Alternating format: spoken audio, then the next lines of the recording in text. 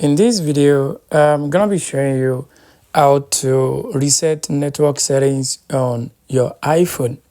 To reset network settings on your iPhone, the first thing you want to do, you want to go to the settings on your iPhone. So once you get to the settings on your iPhone, the next thing you want to do, you want to scroll down and tap on General. So once you tap on General, I want you to scroll down to the bottom. You are going to see transfer or reset iPhone. So I want you to tap on that transfer or reset iPhone. So once you tap on the transfer or reset iPhone, if you check the bottom here, you are going to see reset and erase all content and settings. So I want you to tap on reset.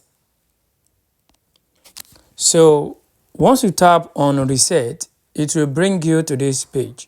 So what you want to do on this page, you want to tap on reset network settings. So once you tap on the reset network settings, let's tap on it. So once you tap on the reset network settings, it will bring you to this final stage where you just have to put in your password and your network will be reset successfully. So guys, this is how to reset network settings on your iPhone. I hope this video helped you. Thanks for watching.